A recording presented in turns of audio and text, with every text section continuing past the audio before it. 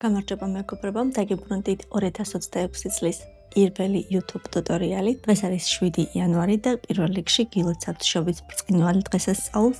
იმედი მაქვს, რომ 2026 წელი თითოეული თქვენთაგანისთვის იქნება თქვენი ნამდვილი ოცნებების ასრულების წელი. წლევანდელი წელი გავხსნათ ერთი ძალიან საინტერესო AI თულით, ეს არის Notebook LM, რომელიც 2025 წლის ბოლოსთვის უკვე ძალიან ბევრი ადამიანისთვის გახდა ძალიან კარგი დამხმარე. თუ ოდესმე გქონიათ ისეთი მდგომარეობა, გაქვთ ძალიან დიდი PDF ფაილები, Google დოკები, პრეზენტაციები, ლინკები და 1000 გვარი ფაილი და დრო არ გაქვთ, რომ ეს ყველაფერი წაიკითხოთ, გაანალიზოთ, შეაჯამოთ და ზემოდან ჭკვიანური დასკვნები გამოიტანოთ, ზუსტად ამაში დაგეხმარებათ და ამ პრობლემას გადაგიჭრით Notebook LM. ყველაზე მნიშვნელოვანი, რატომ უნდა მივაქციოთ Notebook LM-ს ამხელა ყურადღება? პირველი, ის არის ინსტრუმენტი, რომელიც რეალურად ეხმარება ადამიანებს გააზრებაში, არა მარტო ტექსტის გენერაციაში, არამედ ამ ტექსტის გააზრებაში.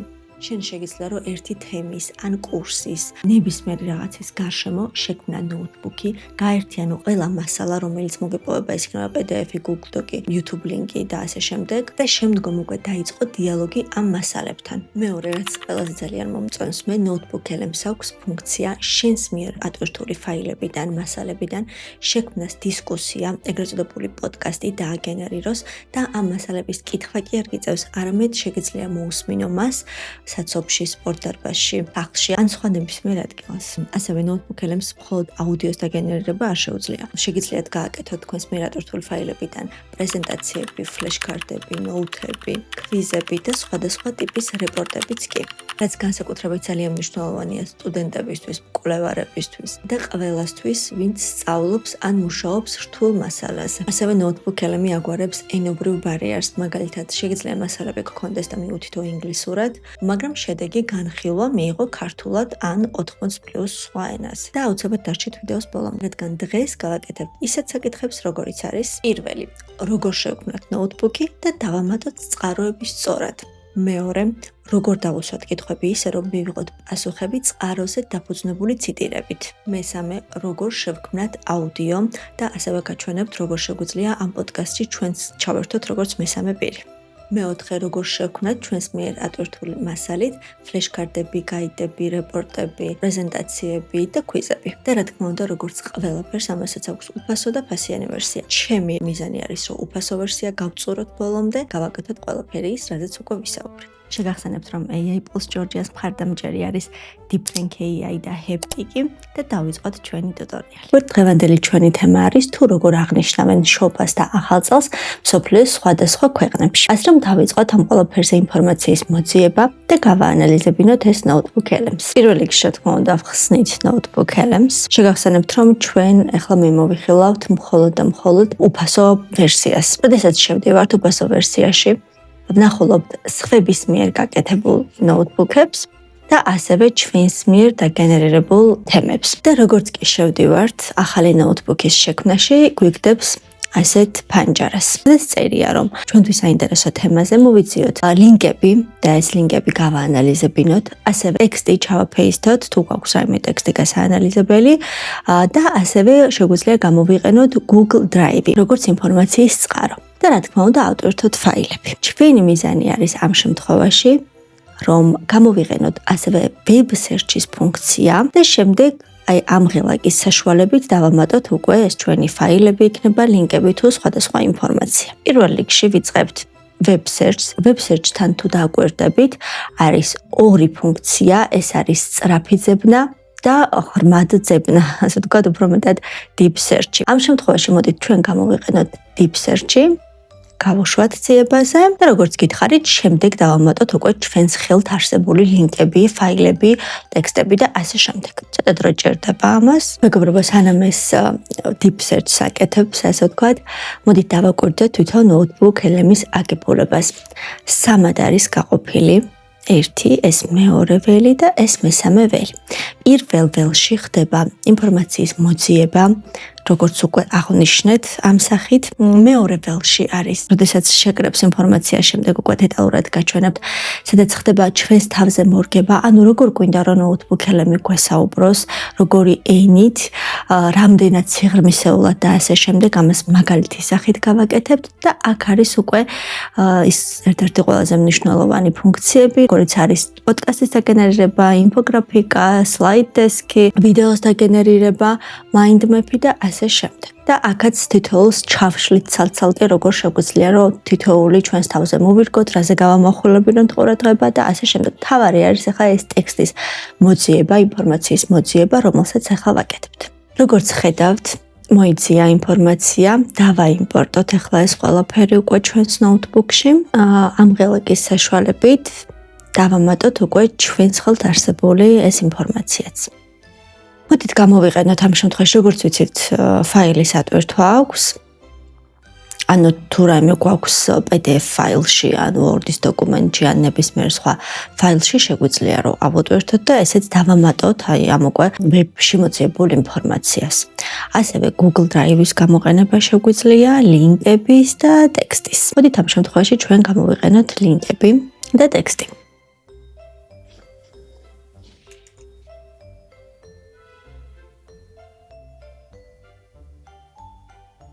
YouTube links ხსნით, ვამატებთ და როგორც ხედავთ, გადმოიტანა ინფორმაცია ჩვენს მიერ მითითებული ლინკებიდანაც, ლინკიდანაც მათ შორის და აქ ხედავთ უკვე აი ესეთ გაფრთხილებას, ასე ვთქვათ, ეს იმას ნიშნავს, რომ მოიწია ინფორმაცია, თუმცა რაღაც ხარვერის გამო ვერ მოხდა გადმოდანა ჩვენს ნოუთბუქში. თუმცა ეს არის სულ სამი წყარო, დანარჩენი ჩვეულებრივად ყველაფერი გადმოიტანა. ანუ ეხლა ჩვენ გვაქვს მოძიებული ინფორმაცია და ის გადაგვრჩენია რომ ჩვენი ნოუთბუქელები მოვირგოთ ჩვენს თავზე, ანუ ეს ინფორმაცია როგორ გადმოგცეს. ამისთვის უკვე გვჭირდება აი ეს მეორე ველი, სადაც შევალთ უკვე და დავაკონფიგურირებთ, ჩვენს თავზე მოვირგებთ, რა ენაზე გვესაუბროს ჩვენი ნოუთბუქელები. აღსანიშნავია, რომ აი ამის მორგება, ასე ვთქვათ, გავრცელდება ყველა ნოუთბუქზე და არა კონკრეტულად ამ ნოუთბუქზე. შესაბამისად, თუ თქვათ დაიწყებთ გამოყენებას და დაგჭირდებათ სხვანაირად მორგება საკუთარ თავზე იმ კონკრეტული ნოუთბუქისთვის, აი ამის შეცვლა მოგიწევთ. თუ არა და როგორც დააკონფიგურირებთ ერთხელ, ისე იქნება სხვადასხვა ნოუთბუქებზეც ასე გაგრძელდება. როგორც ხედავთ, პირველი არის აი ეს რეჟიმი, რაც იმას ნიშნავს, რომ იდეალურია ეს კვლევისთვის, brainstorming-ისთვის, ასევე ინფორმაციის შეჯამებისთვის. თუ ამაზე დავაყენებთ, ჩატი იქცევა როგორც ჩვენი მასწავლებელი, ტრენერი, დაგვარიგებს ამ ინფორმაციაზე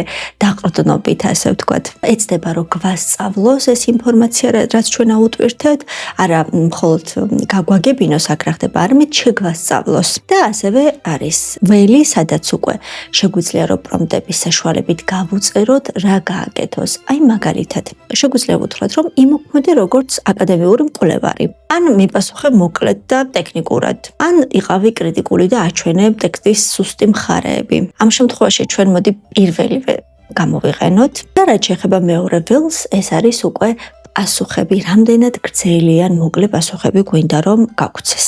პირველი არის თვითონ გადაწყვეტს, როგორც უნდა ისეთ პასუხს გაგვცემს, მეორე არის გრძელი პასუხი და მესამე არის მოკლე პასუხი.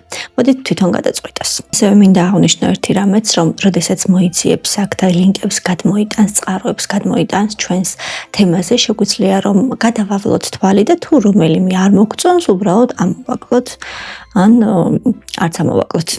კარგით, მოდით დავიწყოთ, გადავიდეთ მესამე ფანჯარაზე, რომელიც ასევე ძალიან მნიშვნელოვანი არის, ერთ-ერთი მნიშვნელოვანი არის ჩვენს ნოუთბუქში და დავიწყოთ თითოეულის გენერირება. ჩვენ გვაქვს აქ აუდიო გენერირება, იგივე პოდკასტი, ვიდეო გენერირება, ანუ ვიდეოს გაკეთება ჩვენს თემაზე, mind map-ი, რეპორტის დაწერა, ფლეშკარტები, ქვიზები, ინფოგრაფიკა და slide desk-ი. ესეთ თავცალკე რომ არ ველოდოთ, მოდით ყველა გავუშვათ, ასე ვთქვათ, გენერაციაზე და რომელსაც მე პირველს გააკეთებს, ის განვიხილოთ. მოდით დავიწყოთ პირველით და ეს არის აუდიო გენერაცია, ანუ პოდკასტის გაკეთება.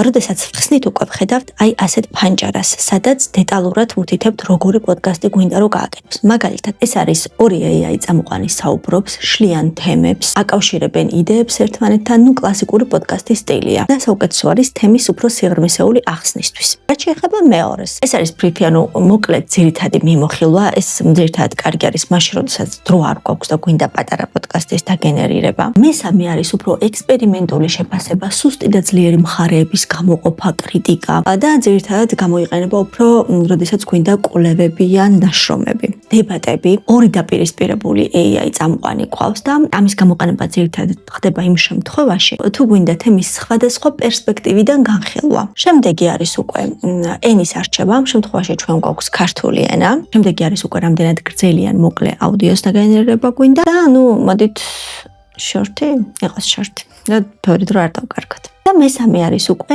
რაზე გამოხულოს ამ ეპიზოდში ყურადღება. ჩვენ თუ გვაქვს რაღაცა კონკრეტული მოცულობის ინფორმაცია, გვაინტერესებს აქედან რაღაცა პატარა კონკრეტული თემის უფრო სიღრმისეული განხილვა, მივუთითებთ ამას და თან აღსანიშნავია, რომ აქ შეგვიძლია რომ ქართულადაც მივუთითოთ, რაზე გამოხულოს ყურადღება. გავუშვათ გენერაციას. მოდით სანამ დაგენერირდება ჩვენი აუდიო, დრო რომ არ დავკარგოთ, ასევე გენერაციაზე გავუშვათ ვიდეო. როდესაც ვიდეოს ხსნით, აქაც ვხედავთ მსგავს ფანჯარას, სადაც გვაქვს ორი ვერსია მოცემული, როგორი ვიდეო გააკეთოს. პირველი ვერსია არის უფრო სასწავლო მიზნებისთვის განკუთვნილი, უფრო სიღრმისეული ვერსია. ეს არის მაგალითად ძალიან კარგად გამოადგებათ სტუდენტებს პრეზენტაციისთვის ან YouTube-ზე რამის საჩვენებლად, უფრო ახსნითი ხასიათი რასაც აქვს და მეორე ეს არის უფრო მოკლე სახის ვიდეოს გაკეთება კონკრეტულ თემაზე. შემდეგ უკვე რა თქმა უნდა ენას ვირჩევთ და ქართული ამ შემთხვევაში. შემდეგი ველი არის როგორი ვიდეო გააკეთოს, ეს იყოს კლასიკური სტილის, მორგებული ან მორგებული, ჩვენ თვითონ ვუთითებთ თუ რაიმე კონკრეტული სტილი გვინდა რომ აირჩიოს. მოდით ჩვენ გავაკეთოთ ანიმე. და მესამე ასევე რაზე გამოხულოს ყურადღება და ასევე ქართულად შეგვიძლია აქაც რომ მივუთითოთ. გავუშვათ გენერაციაზე. მოდით ბარემ mind map-იც დავაგენერიროთ. და როდესაც გავხსნით უკვე მივხვდებით რაზე არის საუბარი. რაც შეეხება რეპორტს უკვე, აქ უკვე როგორც ვხედავთ, ცოტა მეტი არის გასაკეთებელი, რადგან რეპორტს უკვე ისეთი ფორმა აქვს, რომ მეტი დეტალის დაზუსტება ჭირდება, რა თქმა უნდა, ჩვენი მხრიდან. აქ ყველას უწერია თავის განმარტებები, თუ რასთან გვაქვს საქმე, ერთ რჩევას მოგცემთ, თუ თქვა დაიწყებთ ნოუთბუქ ელემის გამოყენებას და დაგჭირდებათ კონკრეტულად ამ რეპორტის დაწერა, შეგიძლიათ რომ უბრალოდ დასკრინოთ ეს ფოტო, ჩაუგდოთ თუნდაც ChatGPT-ს და უთხრათ რომ დაგიშიფროთ რა არის ველი არის ეს და აღწერის მიხედვით უკვე მიხვდებით რომელი არის თქვენთვის განკუთვნილი. მოდით ჩვენც მოკლე მიმოხილვა გავაკეთებ. პირველი არის create your own, როდესაც ყველა დეტალი იცით, რა ტონით გინდათ გესაუბროთ, როგორი სახის რეპორტი გინდათ დაგიწეროთ, როდესაც ზუსტად იცით რა გინდათ, ამ შემთხვევაში უკვე საკუთარ ფორმატს ქმნით. ან თუ არ იცით რა გინდათ, უკვე დანარჩენები ამისთვის არის და მოდით თითოეულს მივყვეთ. მეორე არის უკვე, როდესაც გვინდა გავაკეთოთ წყაროების მოკლე მიმოხილვა, მთავარი იდეები პლუს ციტატები და იდეალური არის მენეჯერისთვის და კონკრეტულად ბრიფინგების რეპორტებისთვის. მესამე არის უკვე სასწავლო დოკუმენტის შექმნა, მოიცავს მოკლე კითხვებს, ესეს თემებს, ტერმინების განმარტებებს და ძირითადად იყენებენ უფრო გამოცდისთვის და სწავლებისთვის. ბლოგპოსტი არის უკვე ბლოგის სტატიის ფორმატი, უფრო მარტივად დასაკითხი არის ეს ყველაფერი და უფრო იყენებენ საიტებისთვის, თუნდაც LinkedIn-ისთვის. თითოეულ მათგანს, როდესაც ხსნით, ნახეთ, შეგეძლიათ ენა აირჩიოთ და მიუთითოთ. აქ უკვე დაწერილია კონკრეტულად პრომპტი, რაც გვინდა რომ გააკეთოს, მაგრამ თქვენ შეგეძლიათ რომ თქვენთვის სასურველი მიუთითოთ და გამოხულებინოთ რაღაცა კონკრეტულზე ყურადღება. აღწეროთ როგორი გინდათ რომ გააკეთოს რეპორტი. თითოეულში ესე. მეხუთე არის კულტურული ანალიზი, უფრო ტრადიციების და ქცევების განხილვა. მე მგონი ამას ავირჩევთ ჩვენ ამ შემთხვევაში. ეს უკვე არის შედარებების მიმოხილვა, უფრო რა განსხვავებები არის, უფრო ამ ტიპის რეპორტისთვის. ეს არის უკვე ახსნითი გზამკვლევი, წარმოშობის ისტორიაზე დაფუძნებული, ასე ვთქვათ, რეპორტი. როგორ დაიწყო ეს ტრადიცია, როგორი იყო იდეა, უფრო ორიგინალ ისტორიაზე არის დაფუძნებული ამ შემთხვევაში რეპორტი. როგორც გითხარით, ყველგან შეგვიძლია შევცვალოთ ტონი, სტილის, ტექსტის სიგრძე, აუდიტორია. ჩვენ ამ შემთხვევაში ეს დავაგენერიროთ და გადავიდეთ მოდით ფლეშკარტზე. ფლეშკარტი ეს არის ფანჯარა, რომელიც გამოიყენება სასწავლო ბარათების შესაქმნელად იმ მასალაზე, რაც ნოუთბუქ ელემში გვაქვს დამატებული. არის ესეთი ფანჯარა, სადაც პირველი არის რამოდენი ბარათი იყოს, ან ცოტა ბარათი იყოს გაკეთებული ბევრი, უფრო მეტი ეს არის სირთულე, რა დონის სირთული ბარათები გვინდა ამ მასალაზე დაყრდნობით, რომ გაგვეკეთოს, მოდით იყოს რთული ამ შემთხვევაში და მესამე არის ყველაზე მნიშვნელოვანი, რაზე გამოხულოს ყურადღება, რა კონკრეტულ საკითხებზე გამოხულოს ყურადღება ფლეშკარტების დამზადების დროს.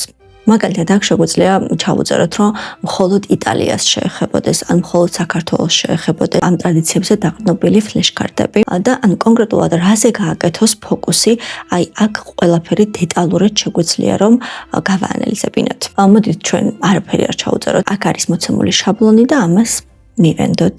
გადავედით მოდით კვიზზე. კვიზსაც დაახლოებით ის პრინციპი აქვს, რასაც ფლეშკარტს. კვიზი უფრო არის ვიქტორინა, რომელსაც ვაკეთებთ ნოუთბუქ ელემში ატვირთულ ინფორმაციაზე და ფანჯარაც დაახლოებით იგივე აქვს.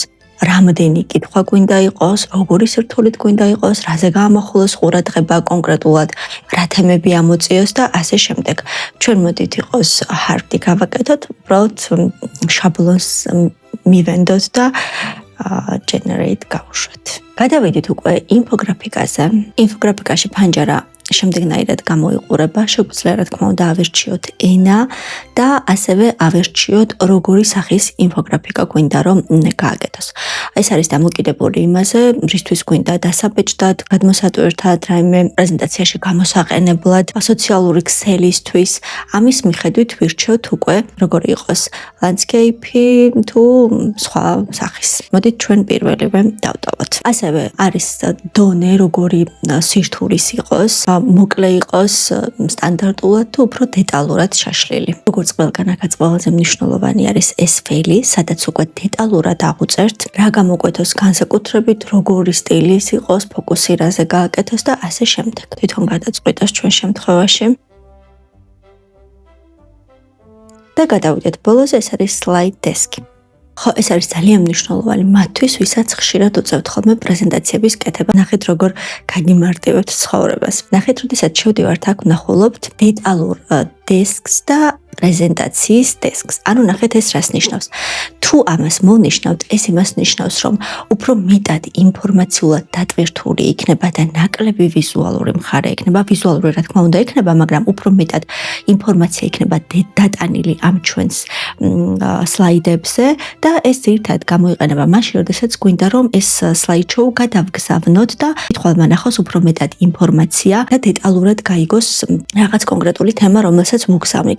ხოლო რაც შეეხება მეორეს, უფრო მეტად გამოგადგებათ მაშინ, როდესაც პრეზენტაციას აკეთებთ და უკან სლაიდშოუ გჭირდებათ. მეტად თქვენ საუბრობთ და უკან უბრალოდ ფონზე არის საკვანძო სიტყვები და უფრო მეტად დატვირთული არის ვიზუალურად. ამ შემთხვევაში მოდით ჩვენ გავაკეთოთ უფრო მეტად ვიზუალურად დატვირთვა. რაც შეეხება შემდეგს, ეს არის ენის არჩევა. რა თქმა უნდა, როგორც ყველგან და აქაც მოკლე იყოს თუ გრძელი სახის უფრო მეტი სლაიდშოუ იყოს. და აქ რა თქმა უნდა აღწერა ხდება, რაზე გამოხულოს ყურადღება კონკრეტულად თქვენ თუ რაიმე გინდათ. მაგალითად შეგვიძლია ვუთხრათ, რომ გამოხულო ყურადღება მხოლოდ ისტორიულ ფაქტებზე, ან გააკეთეს სლაიდშოუ იმისთვის, რომ დამწყებმა უკეთესად გაიგოს ეს თემა. გამოყავით ცალკე თითოეული ქვეყნის ტრადიცია, ესეც შეგვიძლია რომ გავაკეთოთ. ფართო არეალი გვაქვს, ასე ვთქვათ, რომელსაც გვიქმნის აი ეს ფანჯარა, რომ ჩვენს თავზე მოვირგოთ ეს კონკრეტული სლაიდშოუ. ესეც გავუშვათ გენერაციაზე. როგორც დაგკვირდით, ჯერ ყველას დავაგენერირებთ, რომ დრო არ დავკარგოთ და მერე თითოეულის შედეგს უკვე ვნახავთ.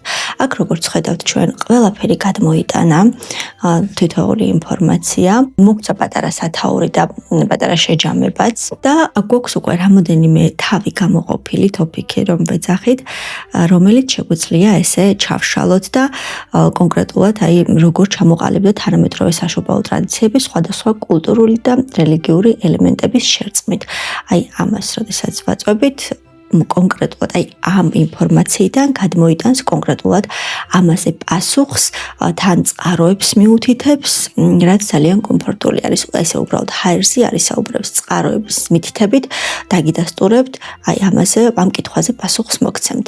ასევე შეგვიძლია რომ ჩვენ თვითონ ასე ვთქვათ, ვკითხოთ რაიმე და მოგცემს პასუხს ასევე წყაროებზე დაყრდნობით და წყაროების მითითებით. ნახეთ ძალიან საინტერესო კითხვა შემოგთავაზა თვითონ ნოუთბუქელმა დღეს 7 იანვარია. დღეს ვედავდებ ამ პოდკასტს და ძალიან თემატორია რომ რატომ აღნიშნავენ მართლმადიდებლური თემების ნაწილი შობას 7 იანვარს. აი ამ კითხვაზე შეგვიძლია რომ ასეთი სიღრმისეული პასუხი გავიგოთ თუ გვაინტერესებს. მოგცა რა თქმა უნდა პასუხი თავის წყაროების მითითებით. ეს არის თული რომელიც ნამდვილად გაგიმარტივებთ ძალიან დიდ ინფორმაციასთან ურთიერთობას. კარგით, მოდით აღარ დავალოდოთ სლაიდების გაკეთებას, სანამ ჩავალთ ბოლომდე აუცილებლად ესეც გამზადდება და პირველი იყო აუდიო, რომელიც შეგვიძლია რომ უკვე ვნახოთ. გამარჯობა. დღეს ძალიან საინტერესო მასალებს ჩაუღრმავდებით, რომლებიც შენ მოგვაწოდე. მოგესალმებით. ვსაუბრობთ მსოფლიოს საშობაო ტრადიციებზე. და სიმართლე გითხრა, ერთი შეხედვით თითქოს ყველამ ვიცით, რა არის შობა, მაგრამ აი შენს წყაროებში რომ ჩავიხედე, მივხვდი რომ ეს ბევრად უცნაური და მრავალფეროვანი დღესასწაულია. ნამდვილად. და ყველაზე საინტერესო ის არის, რომ ცენტრალური იდეა, ანუ ოჯახი, სითბო, გულუხობა, თითქმის ყველგან ერთია. კი, ბირთვი იგივეა. ხო, მაგრამ აი გამოხატვის ფორმები არის, დრამატულად განსხვავებული. აი ეს არის 5 წუთიანი, როგორც ჩვენ ვნახეთ, უფრო დიდ ან ცოტა ხნიანი შეგვეძლო რომ დაგვეგენერირებინა. ამ შემთხვევაში 5 წუთიანია, რომელსაც რა თქმა უნდა ბოლომდე არ ვნახავთ. ამ შემთხვევაში თქვენ შეგეძლიათ დატესტოთ, უფასოა როგორც გითხარით. შეგვიძლია ეს გადმოვწეროთ რა თქმა უნდა და თუ თქვათ არ გვაქვს წვდომა იმ ეტაპზე თუნდაც ინტერნეტთან, უბრალოდ ტელეფონში გქონდეს გადმოწერილი და ვუსმინოთ ხოლმე. მეორეს რაც შეეხება ეს არის ვიდეო და ვნახოთ ამ შემთხვევაში ვიდეოს სახით რა გააკეთა. შობაზე თოვლი გახსენდებათ? ხო, როგორც ვნახეთ, ჩვენ ანიმე მივუთითეთ, ანიმე სტილი და რა თქმა უნდა შემოგთავაზა ანიმე. ზოგან ეს დღესასწაული შემწვარ მუხლუხოებს და გორგოლაჭებს ნიშნავს. მოდით, ერთად ვნახოთ. ბევრისთვის შობა მყუდრო საღამო და ბუხარია, სხვებისთვის კი მზიანი სანაპირო და ბარბეკიუ. ორივე შობაა. და აი ჩნდება კითხვა, როგორ შეიძლება ერთი დღესასწაული ასეთი განსხვავებული იყოს? პასუხი ხშირად სუფრაზეა. დამიჯერეთ, ზოგი საშობაო კერძი იმაზე ბევრად უცნაურია, ვიდრე წარმოგიდგენიათ. მაგალითად იაპონიაში ერთი მაგარი მარკეტინგული სულის გამო შობის მთავარი კერძი KFC-ს ქათამია. ხო, ეს ნამდვილად არ ვიცოდი, ძალიან საინტერესოა. KFC-ს ქათამი ძალიან მოყვარს, მაგრამ შობას? ხოლო სამხრეთ აფრიკაში იღბლისთვის შემწვარ მუხლუხოებს ჭამენ. ნორვეგიაში კი შობის ღამეს წარმატების მომტანია. მაგრამ ყველა სადღესასწაულო პერსონაჟი კეთილი არაა. ზოგიერთ და მაინც ყველაზე დიდი ძალიან საინტერესოა და ძალიან ლამაზი ანიმეები არის ნამდვილად. ამის გადმოწერა შეგვიძლია რა თქმა უნდა და გადავიდეთ უკვე მესამე იყო mind map-ი. აი ამ mind map-ში უკვე ჩაშლილი არის რომელი ქვეყნების მაგალითზე რა არის განხილული. მაგალითად ევროპა, აზია, ამერიკა, იაპონია და უკვე ჩაშლილი არის ქვეყნები თავისი უკაცრავად თავისი ტრადიციებით. მაგალითად მოდით იაპონიას მაგალითი განვიხილოთ, აი აქაც KFC-ია. რომანტიული დღესასწაული წყვილებისთვის საშობაო მარწყვის ნამცხვარი, ანუ KFC-ს გარდა კიდე ეს ორი ტრადიცია ქონიათ. მექსიკა, ამერიკის შეერთებული შტატები, ვენესუელა და ასე შემდეგ. აქ უკვე ვხედავთ ჩაშლილი სახით ვის რა ტრადიციები აქვს. ამის გადმოწერაც რა თქმა უნდა შესაძლებელია. მესამე არის უკვე რეპორტი. ნახოთ რეპორტი. საკამაოდ დიდია ჩვენი რეპორტიც. და საკმაოდ კარგი სახით არის მოცემული. შემდეგი არის ფლეშ-კარტები. და ვნახოთ 21 ფლეშკარტი გავუკეთებია. რომელ ქვეყანაშია ტრადიცია შობის ღამეს 7 თევზის დღესასწაულის აღნიშვნა. ეხლა ეს ინფორმაცია რომ ჩვენ მოსმენილი, გაანალიზებული გქონდეს, რა თქმა უნდა, ამას პასუხს გავცემდით. თუმცა ამაზე პასუხი შეგვიძლია აქაც ვიპოვოთ. აი ამ ველში. და ასე აგრძელებს 21 კითხვას. რა ქვია შობას ინდოეთში და ასე შემდეგ. შემდეგი არის κουიზი. რატომ აღნიშნავს ზოგიერთი მართლმადიდებელი ეკლესია, მაგალითად რუსეთსა და საქართველოში, პირველი რუსეთი რატო? მაგალითად საქართველოში მე ესე დავტოვებდი შობას 7 იანვარს. და აქ არის სავარაუდო პასუხები მოცემული, რომელიც შეგვიძლია რა თქმა უნდა ავირჩიოთ და იქნება სწორი ან არასწორი. და აქ არის B-სწორი პასუხი. რა თქმა უნდა, რომელი უჩვეულო სწრაფი კვების კერძი იქცა იაპონიაში პოპულარული საშობაო ტრადიციად 1970-იანი წლების მარკეტინგული კამპანიის წყალობით. ძალიან კარგი მარკეტინგული კამპანია ქონია KFC-ს და ეს არის სწორი. და ასე რა თქმა უნდა შეგვიძლია გავაგრძელოთ ამ შემთხვევაშიც 21 კითხვა. გადავიდეთ ინფოგრაფიკაზე. აი უკვე ასეთი სახის არის ჩვენი ინფოგრაფიკა, მსოფლიოს საშობაო ტრადიციები. და არის სხვადასხვა ქვეყნის ტრადიცია ჩაშლილი. ეს არის ძალიან საინტერესო, აქ რა ხდება, მაინტერესებს. ზეგი ავსტრიაში წმინდა ნიკოლოზის ბოროტი ორეული ცელკ ბავშვებს სჯის. ეს რქებიანი არსება ტრადიციული საშობაო აღლომების ნაწილი. მე კარგი რა ჩვენთან ეს ტრადიცია არ გვაქვს. ხო, როგორც გითხარით, ინფოგრაფიკა არის ასეთი. ამასაც ვიწერთ რა. და ჩვენი ბოლო ეს არის slide desk-ი, აბა ვნახოთ რა გააკეთა. ამასაც ვიწერთ და შესაბამისად ვიყენებთ. საშობაო ტრადიციების მსოფლიო რუკა. KFC ყველგან არის. ამთრის სიბნელის ფონზე სინათლის სიმბოლიკა საშობაო დღესასწაულების ერთ-ერთი მთავარი ელემენტია. დაჯგუფების მომტანთა სამყარო. სანტა კლაუსი ერთ-ერთი არ არის, ვინც ბავშვებს შობას საჩუქრებს ურიგებს. ხო, და აქ არის საუბარი წმინდა ნიკოლოზის სანტა კლაუსი, იგივე იტალია, ლა ბეფანა, რაც ნამდვილად არ ვიცოდი, გერმანია, ქრისტკინდი. გერმანული საკმაოდ რთული ენაა და ქართულადაც კი რთულად გამოვთქვა. ისლანდია 13 იულის ბიჭი. წარმოდგენა არ მქონდა ამ ყველაფერს. ძალიან საინტერესოა მეგობრებო, ამ ვიდეოს რო დავასრულებ, აუცილებლად თავიდან ბოლომდე ვნახავ თითოეულ მათგანს და კარგად გავაანალიზებ, იმიტომ რომ საკმაოდ საინტერესო ინფორმაციები გადმოიტანა. და ჩვენთვის სასურველი ნებისმიერ თემაზე შეგვიძლია ესეთი საინტერესო სახით გავაკეთოთ სლაიდები, ინფოგრაფიკა და ასე შემდეგ და სწავლა არის საკმაოდ სახალისო თუ ნოუთბუქ ელემს იყენებთ ამისთვის. და მივედით ჩვენს საკმაოდ მნიშვნელოვან თემაზე, გავაკეთოთ ისეთი პოდკასტი, სადაც ჩვენც ჩავერთვებით როგორც მესამე პირი. სამწუხაროდ ეს არ კეთდება ქართულ ენაზე ჯერჯერობით, ალბათ ამასაც დაამატებენ, მაგრამ ამ ეტაპზე შეგვიძლია რომ გავაკეთოთ ინგლისურად, საცდელად.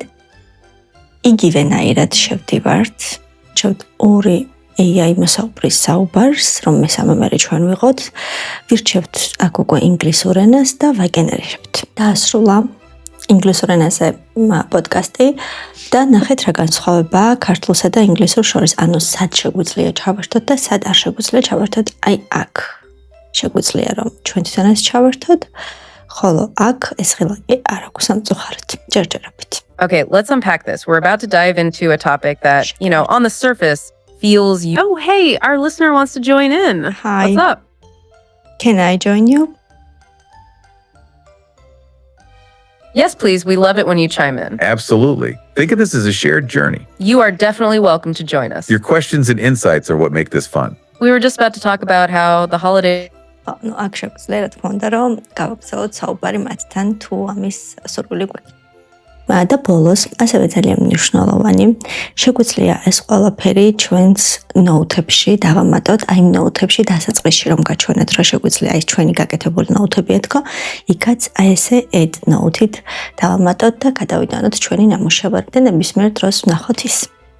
სულ ეს იყო მეგობრებო ჩვენი ტუტორიალი. იმედი მაქვს რომ თქვენთვის საინტერესო იყო. იმედი მაქვს რომ ტუტორიალის შემდეგ გაგიმარტივდებათ ცოტა დიდ საკითხებზე მუშაობა, სწავლა და მისი პრეზენტაციაც. იმისათვის რომ გავაგრძელოთ ასევე საინტერესო ტუტორიალების შემოთავაზება თქვენთვის, დალაიქეთ ვიდეო და ასევე გამოიწერეთ არხი ნებისმიერ პლატფორმაზე ვართ წარმოდგენილი, როგორც იცით, ეს არის TikTok-ი, YouTube, რა თქმა უნდა, LinkedIn, Facebook-ი, Instagram-ი. ძალიან მნიშვნელოვანი არის ჩვენთვის ასევე თქვენი უკავშირი, რადგან ეს უზრუნველყოფს იმას, რომ მუდმივად იყოთ მზარდი არხი და გავითვალისწინოთ თქვენი სურვილები.